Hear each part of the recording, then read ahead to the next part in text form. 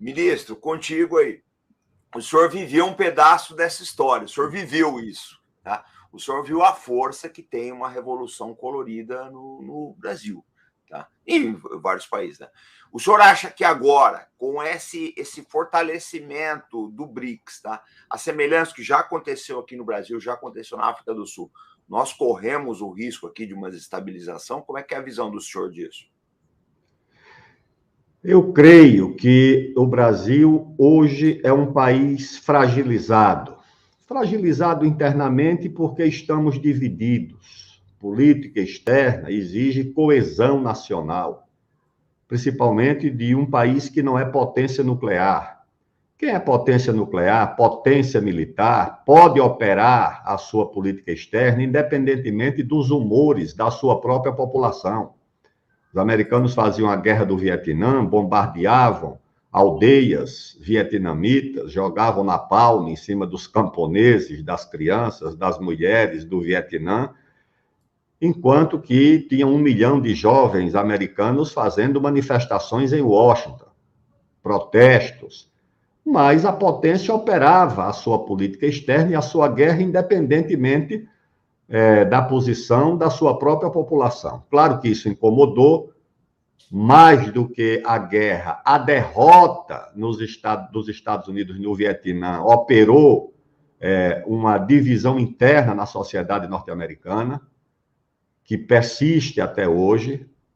Os Estados Unidos passaram a sofrer uma contestação muito grande na sua geopolítica internamente. Mas, no caso do Brasil, é uma exigência. O Brasil não tem como operar política externa, não tem como ocupar papel geopolítico se não partir da coesão social interna, se não partir da coesão nacional, se não partir do entendimento com os seus vizinhos. Eu já citei aqui a política dos círculos concêntricos, que você tem no primeiro ponto a coesão do seu próprio país. No segundo círculo, você tem os seus vizinhos. Aí, a partir daí, você pode se propor a fazer geopolítica com a África Ocidental, com o Atlântico Sul, com o Caribe, com a Antártida, que são os interesses estratégicos mais próximos do Brasil, são as fronteiras estratégicas do Brasil, o Caribe, a África Ocidental e os nossos vizinhos de América do Sul e a Antártida. Mas o primeiro fator é esse, é a nossa coesão interna, e nós estamos fragmentados. Você não vê o caso aí de gente desavisada, quinta coluna? O que é que essa gente é se não for quinta coluna? Todo mundo conhece a história da quinta coluna, quando o generalíssimo Franco se aproximava de Madrid para fazer o cerco a Madrid, ele vinha com 4 colunas militares. E um dos oficiais perguntou ao general Franco qual seria a primeira coluna a entrar em Madrid. Das 4, ele diz, a quinta coluna já está dentro de Madrid. A quinta coluna era exatamente os partidários do general Franco que estavam dentro da cidade, em torno dos republicanos. Então, aqui no Brasil, nós temos uma quinta coluna, tem gente que faz isso publicamente, em páginas da internet, em blogs, como é que se chama esse espaço nosso aqui, que eu não tenho mais esse vocabulário da modernidade, isso aqui não é mais um blog, é um canal do YouTube, Gente que no canal do YouTube diz que a Amazônia não é mais brasileira, apátridas. Tá certo? Isso aí não tem nenhuma lei de segurança nacional para enquadrar esse tipo de gente. Claro que se declaram, também devem estar agindo contra o país. Outros aqui que receberam a tal Internacional Progressista, que se desembarcou em Brasília para impedir e bloquear Ferrogrão, barrar Ferrogrão, partidos políticos que entram no Supremo contra a Ferrogrão, isso tudo nós temos aqui no Brasil. Ou seja, se você tem no país gente de tudo quanto é lado, e não é só gente do que é chamado campo progressista, não. Gente do campo conservador, que vive entusiasmado com Miami, que se o Partido Republicano quisesse alguma pretensão em relação ao Brasil, não pensaria 2 vezes. Aliás, por falar nisso, e por falar nesse episódio aí da Amazônia, durante a guerra da cabanagem, que os cabanos eram esses agricultores, esses sertanejos, esses pescadores que estão aí, vivendo na mesma situação. Foi uma aliança de cabanos, de caboclos, de índios com fazendeiros, com comerciantes, contra o esquecimento e a omissão do governo da época. Tá certo? Na época, inclusive, chegou-se a cogitar de entregar a Amazônia para a Inglaterra, se esse fosse o custo para reprimir a cabanagem. Tá certo? Então, se hoje for o custo para reprimir esses pescadores, os garimpeiros, os seringueiros, tá certo? Esses eiros todos, tá certo? Que as ONGs se reúnem para devastar, para combater. Essa gente pode entregar a Amazônia, vai para as praias lá de Barcarena ou de Marajó, receber os boina verdes, receber a missão da OTAN. Nós temos esse tipo de gente no Brasil. Então, evidentemente que isso nos fragiliza, tá certo? Isso nos tira autoridade, energia geopolítica capaz de nos impor nos fóruns internacionais com a autoridade necessária.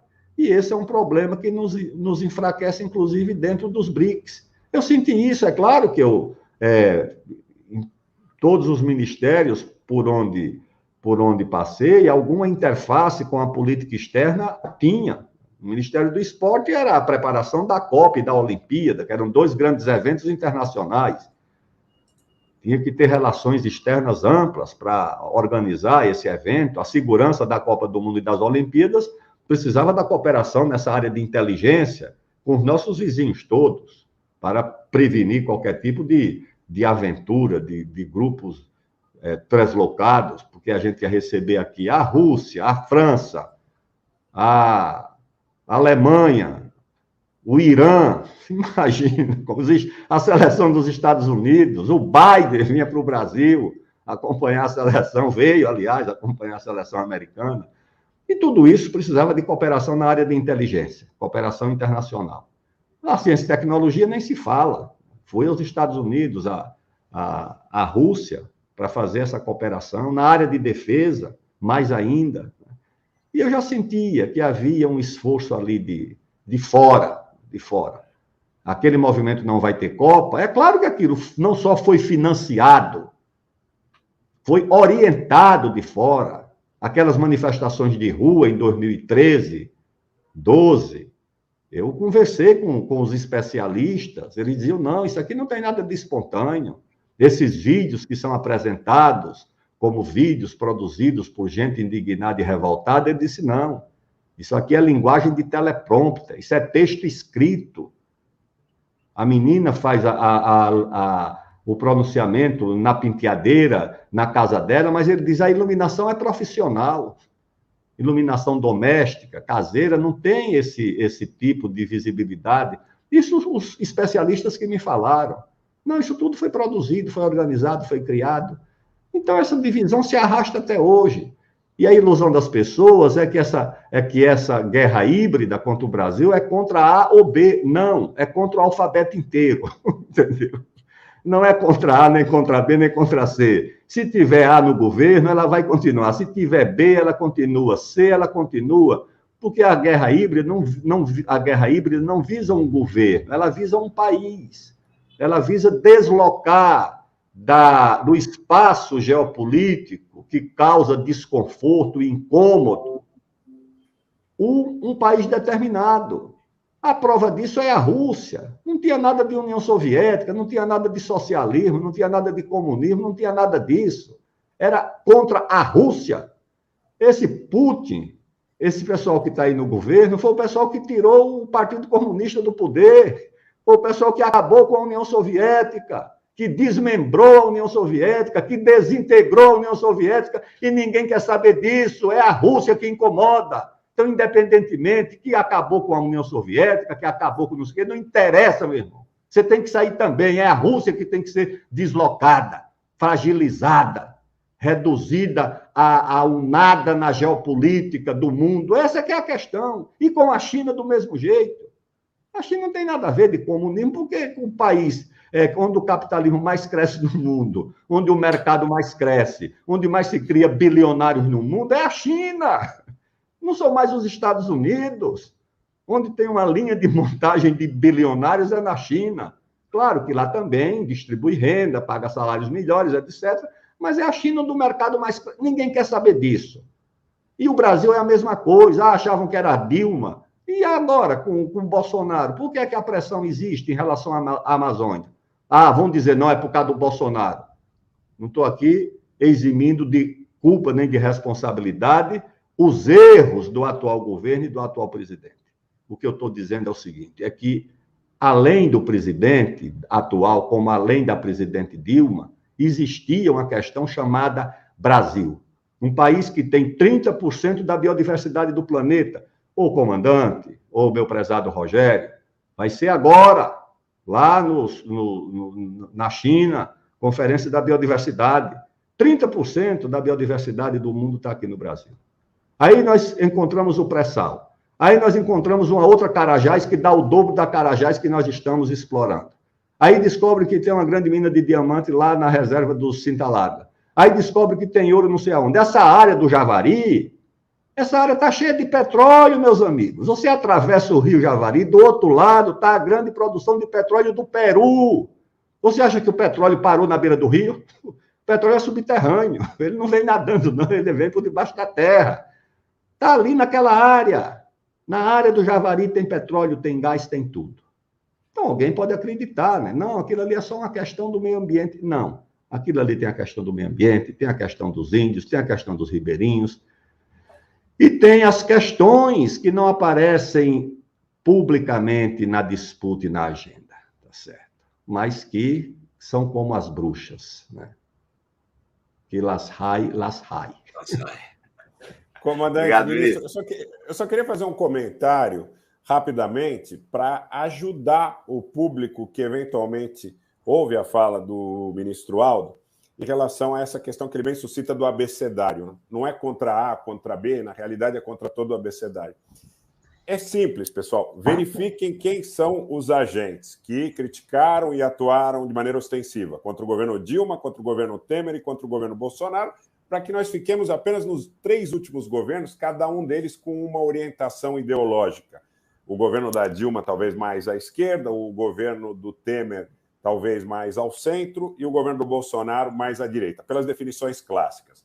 Percebam quem são os agentes que atuaram de maneira ostensiva, de maneira crítica, não de maneira propositiva, de maneira destrutiva, contra esses 3 governos. Sempre dizendo, comandante, recentemente circulou em grupos dos quais nós participamos um vídeo que mostrava o drama que essas pessoas viveram, infelizmente perderam a vida na Amazônia, numa situação na cidade de Londres, na City Londres. Eu vi pavoroso esse vídeo.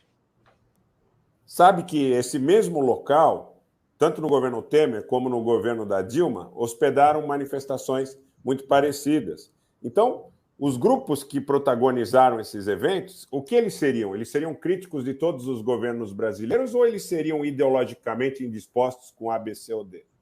Na realidade, eu acredito que a fala do ministro nesse aspecto é muito feliz, porque nós estamos tratando de grupos que estão ideologicamente diametralmente diferenciados. O governo Dilma, por exemplo, o governo do Bolsonaro.